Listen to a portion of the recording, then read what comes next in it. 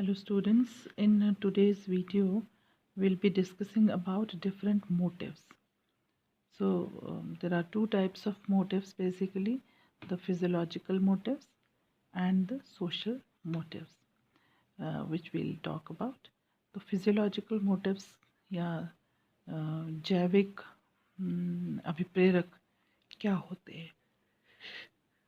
तो physiological motives या जैविक अभिप्रेरक उनको बोला जाता है जो जीवन जीने के लिए बहुत आवश्यक होते हैं, which are very vital to life and essential requirement for living life. जो जीवन जीने के लिए बहुत ज़रूरी होती हैं, जो चीज़ें, जो आवश्यकताएं, उनकी पूर्ति के लिए जो हैं ये जैविक या दैहिक अभिप्रेरक जो होते हैं वो बने होते हैं। बिकॉज़ उनके बिना सर्वाइवल जो है, हमारा जीवन जो है, हमारा अस्तित्व जो है वो संभव नहीं होता।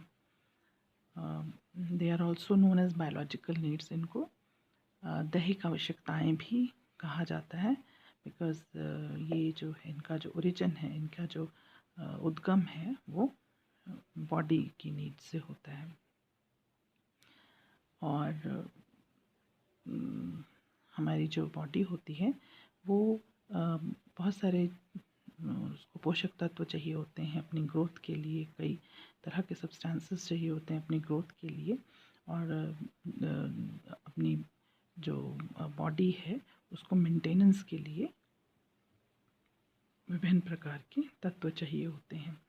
एंड हमारे शरीर में विभिन्न बायोकेमिकल या जैव रासायनिक प्रक्रियाएं चलती रहती हैं।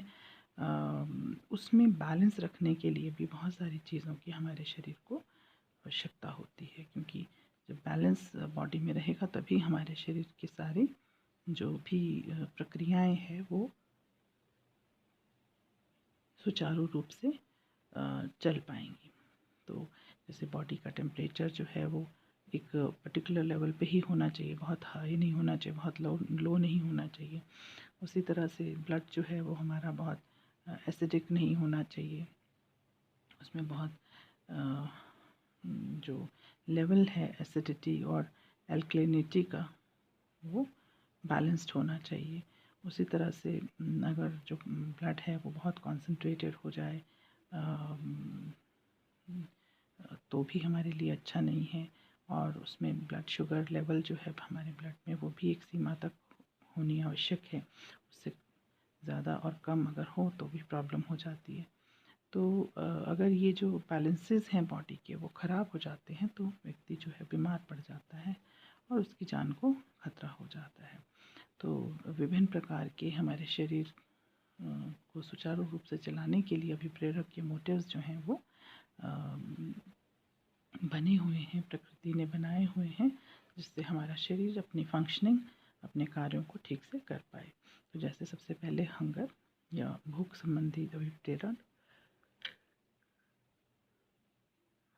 अभिप्रेरक जो है, भूख अभिप्रेरक जिसको हम कह सकते हैं, वो बहुत एक इम्पॉर्टेंट अभिप्रेरक है। और हमारा जो शरीर है वो अपने ग्रोथ के लिए, अपनी वृद्धि के लिए और अपने टिश्यूज़ जो बॉडी के हैं जो लगातार डिजेनरेट होते रहते हैं, उनको रिन्यू करने के लिए, उनको रिपेयर करने के लिए, और साथ ही साथ बॉडी में पोषक तत्वों को स्टोर करने के लिए, रिज़र्व करने के लिए फूड की उसको ज़रूरत रहती है। तो वो फूड जो है वो हम हंगर अभिप्रेरक के थ्रू जो है हम जान पाते हैं कि हमारी बॉडी को फूड की ज़रूरत है, एनर्जी चाहिए होती है बॉडी को। तो इन सब चीज़ों के लिए फूड की आवश्यकता होती है। तो फूड की नीड का हमें किस तरह से पता चलता है? वो ऐसे पता चलता है कि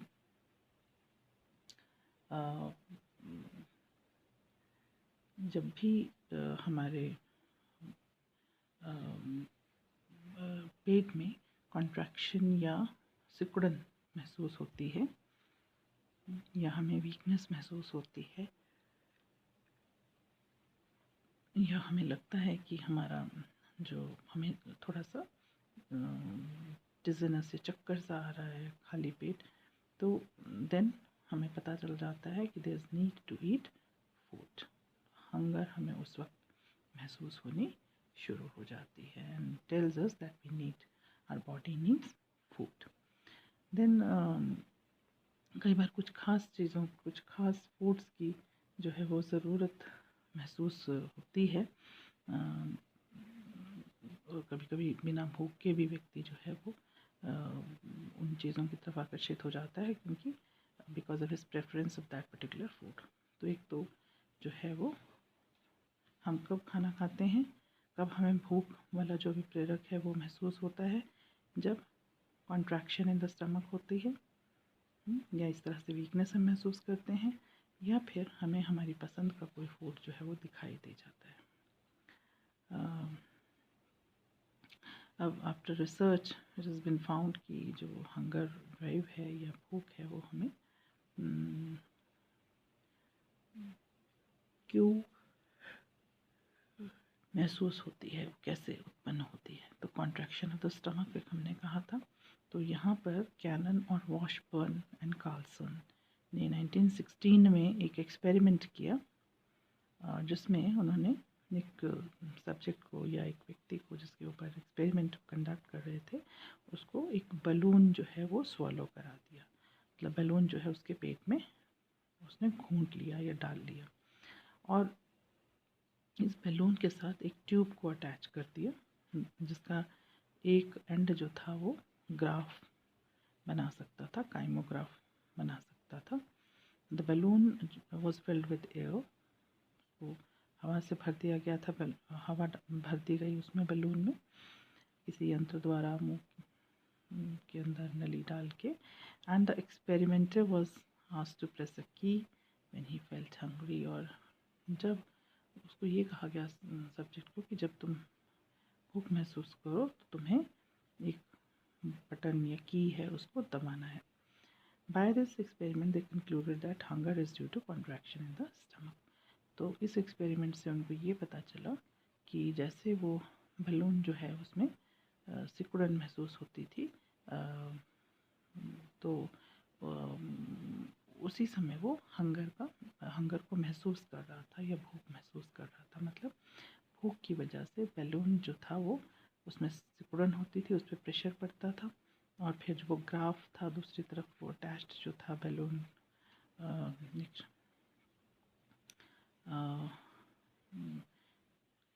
किसी ट्यूब के माध्यम से वो ग्राफ सा बनता जाता था। तो इतना डिटेल में आपको नहीं भी अगर समझ आए तो इतना याद रखिएगा कि वेरियस एक्सपेरिमेंट्स के माध्यम से ये पाया गया कि स्टमक में जब कॉन्ट्रैक्शन होती है तो हमें भूख का एहसास होता है। ऐसा विभिन्न एक्सपेरिमेंट्स के द्वारा देखा गया या पाया गया। देन दूसरा रीज़न देखा गया हमें भूख कब महसूस होती है, when there is reduction of sugar in the blood. जब हमारे शरीर में खून में चीनी की या शर्करा की मात्रा जो है जब वो कम होती है तो भी देखा गया है कि हमें हंगर या भूख महसूस होती है। देन जब ये contraction of the stomach plus the जो ब्लड में शुगर की मात्रा जब कम होती है, उसकी इन्फॉर्मेशन हाइपोथैलेमस और कॉर्टेक्स जो कि हमारे ब्रेन के महत्वपूर्ण हिस्से हैं, जब वहाँ पहुँचती है तो हमें भूख का एहसास होता है। तो इस तरह से हमें भूख का एहसास करवाने में स्टमक या पेट का संकुचन और ब्लड में शुगर की मात्रा की कमी जो है, ये दोनों चीज़ें मिलके हमारे ब्रेन को मैसेज देती हैं और उससे हमें भूख की सेंसेशन या भूख का जो भी प्रेरक है वो हमें महसूस होता है। इसके अलावा ये तो हैं एक बेसिक रीजंस हंगर के कि हमें कब हंगर महसूस होती है। इसके साथ ये भी देखा गया है कि स्मेल किसी खाने की अच्छी हो या टेस्ट किसी खाने का अच्छा हो तो भी हमें भूख लगने लग जाती है, तो भी हम चाहे हमारा पेट भरा भी हो फिर भी कहीं ना कहीं हम भूख महसूस करते हैं। Site of the food is also important factor in eating. कोई फूड देखने में अच्छा लग रहा है, अच्छी तरह से प्रेजेंटेशन किया हुआ है उस फूड का, तो भी ये देखा जाता है कि हंगर जो है वो महसूस होती है या हंगर का अभिप्रेरक जो है वो महसूस किया जाता है। देन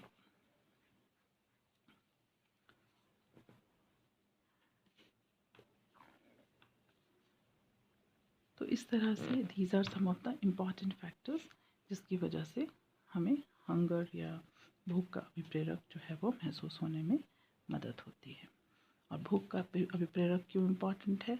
हमारे शरीर को एनर्जी देने के लिए, हमारे शरीर के जो टिश्यूज़ हैं उसमें रिपेयर के लिए, और हमारे बॉडी की ग्रोथ के लिए, और पोषक तत्व जुटाने के लिए, इन सब चीज़ों के लिए ये ज़रूरी है। देन थर्स्ट या प्यास। Water is necessary for survival as we know. Food के बिना तो हम रह भी सकते हैं कुछ समय, लेकिन वाटर के बिना नहीं रह सकते। ये जो है water is essential in the body to use food also. Food का इस्तेमाल भी बॉडी वाटर के बिना नहीं कर सकती, और क्योंकि वाटर को डाइजेस्ट करने में फूड को डाइजेस्ट करने में वाटर का होना बहुत आवश्यक है, तभी हमारे डाइजेस्टिव सिस्टम की विभिन्न प्रक्रियाएं जो हैं सही प्रकार से हो सकती हैं। अब जो है जो वाटर है वो हमारी विभिन्न प्रक्रियाओं द्वारा उसका वाष्पीकरण भी होता रहता है, वो हमारी बॉडी से निकलता भी रहता है। लंग्स के थ्रू हम सांस लेते हैं, सांस छोड़ते हैं बाहर, तो भी जो अंदर की मॉइस्चर है या वाटर कंटेंट है वो कहीं ना कहीं लूज़ होता है, बाहर निकल जाता है। स्किन के थ्रू, पसीने के माध्यम से, और किडनीज के थ्रू, यूरिन के माध्यम से, तो निकलता रहता है हमारी बॉडी से वाटर। तो अगर हम उसकी पूर्ति नहीं करते दोबारा, तो कई तरह की प्रॉब्लम्स जो है हमारी बॉडी में हो सकती हैं। तो कैसे पता चले कि हमें प्यास लगी है? हम कैसे जान पाते हैं कि हमारे शरीर में पानी की कमी हो गई है, और उसकी वजह से फिर प्यास का जो या थर्स्ट का जो अभिप्रेरक है वो उत्पन्न होता है। एक तो ड्राइनेस ऑफ थ्रोट है, we drink to wet a dry mouth. हमें अपनी जब प्यास महसूस होती है तो क्या होता है, उससे पहले हम अपने गले में सूखापन या ड्राइनेस महसूस करते हैं। और कभी कभी हम इसलिए भी कोई चीज़ पीते हैं क्योंकि हमें उसको टेस्ट करना होता है, हमें उसको चखना होता है। देन जो हमारी बॉडी से जब हमारी बॉडी सेल्स से, बॉडी की कोशिकाओं से जब पानी जो है वो निरंतर निकलता रहता है और लंग्स, किडनीज एंड स्किन के माध्यम से बाहर जाता रहता है, तो उससे क्या होता है कि डिहाइड्रेशन महसूस होती है हमारे शरीर में, डिहाइड्रेशन महसूस होती है या पानी की कमी हमें महसूस होती है। और ये जो पानी की कमी है ये ख़ास तौर से हाइपोथैलेमस, जिसकी हमने बात की थी कि हाइपोथैलेमस आपने पढ़ा होगा, जब ब्रेन का स्ट्रक्चर कहीं छोटी क्लासेस में पढ़ा होगा कि जो हाइपोथैलेमस है वहाँ पर ये ब्रेन का एक महत्वपूर्ण हिस्सा है, और वहाँ पर ऑस्मो रिसेप्टर्स करके कुछ एक कोशिकाएं होती हैं जिनको ऑस्मो रिसेप्टर्स कहते हैं, नर्व सेल्स होती हैं, जो जब डिहाइड्रेशन हो जाती है बॉडी में तो वो जो हैं वो प्यास का सिग्नल हमें देती हैं, या उनकी एक्टिविटी के कारण, ऑस्मो रिसेप्टर्स की एक्टिविटी के कारण हमें प्यास महसूस होती है। क्योंकि ऑस्मो रिसेप्टर्स भी कोशिकाएं ही हैं, एक तरह की नर्व सेल्स हैं। जब हमारी बॉडी में पानी की कमी होती है तो उनमें भी पानी की कमी हो जाती है, और उसकी वजह से वो सिग्नल उत्पन्न होता है, संकेत उत्पन्न होता है हमारी बॉडी में प्यास का, कि हमारी बॉडी जो है वो पानी मांग रही है। इसके साथ साथ reduction in the volume of blood, हमारा जो ब्लड है वो थिक हो जाता है। पानी की जब कमी हो जाती है शरीर में तो उसकी वजह से भी हमें सिग्नल मिलता है प्यास का। एक हार्मोन होता है जिसको एंजियोटेंसिन 2 कहते हैं, और इसके रिलीज़ के कारण जब हमारा जो ब्लड का वॉल्यूम रिड्यूस हो जाता है, मतलब हमारा ब्लड जब गाढ़ा हो जाता है पानी की कमी के कारण, तो ये एंजियोटेंसिन नाम का हार्मोन जो है ये सिक्रेट होता है, ये निकलता है, और फिर ये हमें बताता है कि हमें पानी पीने की आवश्यकता है, और यह हमें प्यास की अनुभूति कराता है। तो ये दोनों चीज़ें जो हैं, या ये दोनों तीनों फैक्टर्स जो ऊपर हमने डिस्कस किए, इनकी वजह से हमें पानी पीने की इच्छा होती है, या थर्स्ट या प्यास उत्पन्न होती है। तो ये सारी जो उद्दीपक होते हैं या ये सारी चीज़ें होती हैं, इनकी वजह से हम पानी कई बार ज़्यादा भी पी लेते हैं, और लेकिन किडनीज़ जो हैं वो बैलेंस कर देती हैं, जितना हमें चाहिए होता है पानी उतना रखती हैं, और जितना जो एक्सेस होता है उसको बाहर निकाल देती हैं। तो इस तरह से महत्वपूर्ण जैविक अभिप्रेरक जो है वो एक तो भूख था, दूसरा प्यास है, और पानी हमारे शरीर के विभिन्न क्रियाओं को पूरा करने के लिए बहुत आवश्यक है। इवन फूड को डाइजेस्ट करने के लिए भी पानी की बहुत आवश्यकता होती है। Then next is sleep and rest. Sleep and rest is another important biological motive. हमारे शरीर को स्लीप की या नींद की बहुत आवश्यकता होती है, रेस्ट करने की या थकान को दूर करने की बहुत आवश्यकता होती है, और इसलिए ये भी एक इम्पॉर्टेंट जैविक प्रेरक है। हमारा जो ब्रेन है वहाँ पर एक स्ट्रक्चर है जिसको रेटिकुलर फॉर्मेशन कहते हैं। तो ये जो रेटिकुलर फॉर्मेशन है ये हमारे जगने और सोने के सिस्टम को नियंत्रित करता है। तो अगर व्यक्ति जो है वो बहुत लंबे समय तक जगा रहता है, सो नहीं पाता है किसी भी वजह से, तो उसका जो अटेंशन है या किसी चीज़ पे ध्यान देने की, कंसंट्रेशन की जो क्षमता है वो प्रभावित होती है। उसकी रुचि काम में, किसी भी काम में नहीं वो दिखाई देती, और उसकी एनर्जी बहुत कम हो जाती है। चाहे वो कई काम कर भी रहा होता है उस अवस्था में, लेकिन उसमें एनर्जी का अभाव हो जाता है, अटेंशन का अभाव हो जाता है, इंटरेस्ट का अभाव हो जाता है। तो इसलिए जो है स्लीप या सोना बहुत ज़रूरी है। एंड अलग अलग सब लोगों की अपने अपने तरीके की हैबिट्स होती है स्लीप से जुड़ी हुई। कोई पर्टिकुलर इन्वायरमेंट में सोना पसंद करते हैं कि लाइट्स बंद हों, कर्टन्स लगे हुए हों, रूम ठंडा हो, रूम गर्म हो, वो अपनी अपनी इंडिविजुअल प्रेफरेंसेस हैं। लेकिन स्लीप एंड रेस्ट जो है they are extremely important to make our body and mind function efficiently and properly. और उसके बिना भी बहुत तरह की प्रॉब्लम्स, इवन हेल्थ प्रॉब्लम्स भी हमारे शरीर में जो है वो देखने को मिल सकती हैं अगर प्रॉपर स्लीप या रेस्ट व्यक्ति नहीं लेता है तो। Then next motive is regulation of temperature. तो ये जो रेगुलेशन ऑफ टेम्परेचर का मतलब है कि हमारी जो बॉडी है वो एक्सट्रीम हीट और एक्सट्रीम कोल्ड दोनों को ही अवॉइड करती है, और हमारा जो बॉडी का टेम्परेचर है वो एक पर्टिकुलर स्तर पे मेंटेन रहना ज़रूरी होता है, उसको नॉर्मल बॉडी टेम्परेचर कहते हैं। और ब्रेन का जो हाइपोथैलेमस पार्ट है, जो हम पीछे भी बात कर चुके हैं, वो जिम्मेदार है तापमान के नियंत्रण के लिए, हमारे शरीर के तापमान के नियंत्रण के लिए वो जिम्मेदार है।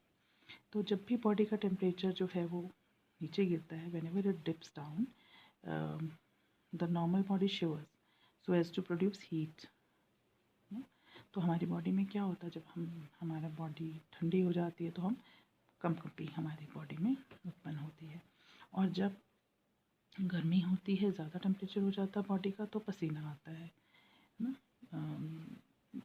और जो इवेपोरेट जब होता है पसीना, तो उसकी वजह से हम ठंडक महसूस करते हैं, हमारी बॉडी का टेम्परेचर जो है वो कम हो जाता है। तो इस तरह से जब शिवर करती है बॉडी, तो हमारी बॉडी में मस्कुलर एक्टिविटी होती है, और जिसकी वजह से हमारे बॉडी में गर्मी पैदा होनी शुरू हो जाती है। जो बॉडी का टेम्परेचर है वो थोड़ा सा इंक्रीज़ होना शुरू हो जाता है। और जब हम बहुत गर्मी महसूस करते हैं तो पसीना ज़्यादा आता है। पसीना आने से हमारी बॉडी का टेम्परेचर जो है वो कम हो जाता है। तो इस तरह से मैकेनिज़्म है कुदरत के, या हमारी बॉडी के, जो बॉडी के टेम्परेचर को बैलेंस करते हैं। तो regulation of temperature is also important, ताकि हमारी बॉडी जो है वो सही तरीके से काम कर सके, क्योंकि बहुत गर्मी भी नहीं चाहिए, बहुत सर्दी भी नहीं चाहिए। जो वो 98.4 डिग्री सेल्सियस जो है, वो उस तरह का बॉडी टेम्परेचर जो होता है वो आइडियल होता है। एंड उसमें हमारी बॉडी अपने फंक्शंस ठीक से करती है। Then need to avoid pain, ये भी बहुत इम्पॉर्टेंट है कि हम जो है वो पेन को अवॉइड करना चाहते हैं। कोई भी ऐसा काम नहीं करना चाहते जिससे हमें पेन हो। कोई भी पेन होती है तो हम उसके लिए एकदम से उसके इलाज की कोशिश करते हैं, दवाई लेते हैं, इंजेक्शन लेते हैं। जब ऑपरेशन हो रहा होता है तो उसमें एनेस्थीसिया दिया जाता है, ताकि पेन महसूस ना हो। बेहोश करने की जो दवा होती है, ताकि पेशेंट को पेन महसूस ना हो, क्योंकि it is our natural tendency, हमारी बॉडी की आवश्यकता है कि किसी तरीके की पेन जो है वो हम महसूस ना करें। तो need to avoid pain is another, या पीड़ा को अवॉइड करने की जो आवश्यकता है वो भी बहुत महत्वपूर्ण है। और उसकी वजह से हम अपना बचाव करते हैं, अपनी सुरक्षा का ध्यान देते हैं, क्योंकि हम नहीं चाहते कि हम पेन महसूस करें। देन नीड टू रेस्पायर या श्वसन संबंधी आवश्यकता जो है वो भी बहुत इम्पॉर्टेंट आवश्यकता होती है। एंड रेस्पिरेशन या श्वसन किसको कहते हैं, कि हम अपने अंदर ऑक्सीजन लेते हैं सांस के माध्यम से, और कार्बन डाइऑक्साइड बाहर छोड़ते हैं। तो इस प्रक्रिया को रेस्पिरेशन कहा जाता है।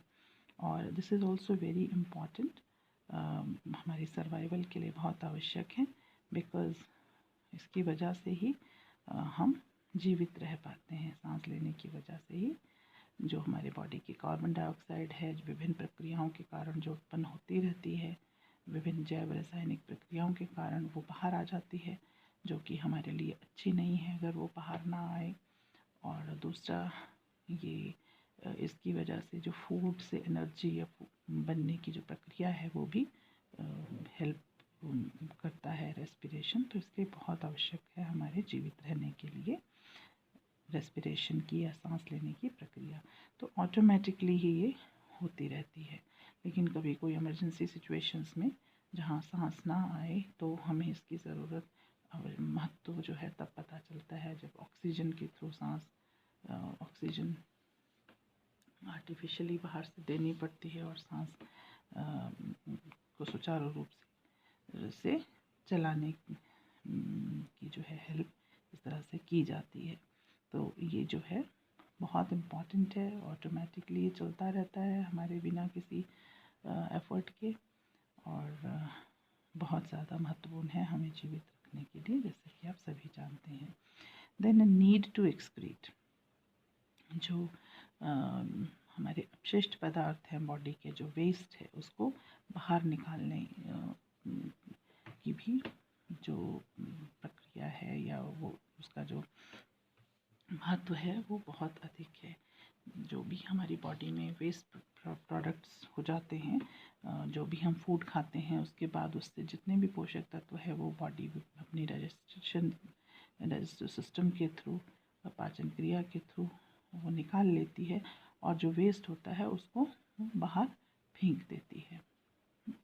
तो लेकिन ये जो प्रक्रिया है ये हमारे बॉडी के लिए, हमारे सर्वाइवल के लिए ये भी बहुत ज़रूरी है।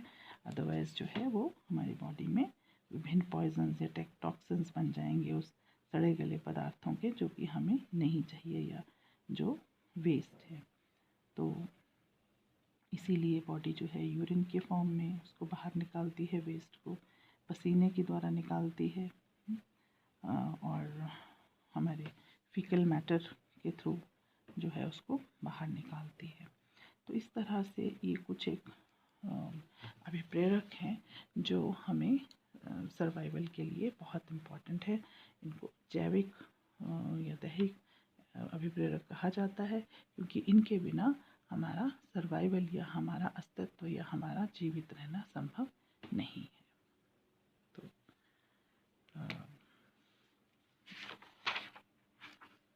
ये थे विभिन्न फिजियोलॉजिकल या बायोजेनिक मोटिव्स भी इनको बोला जाता है, जैविक या दैहिक मोटिव्स।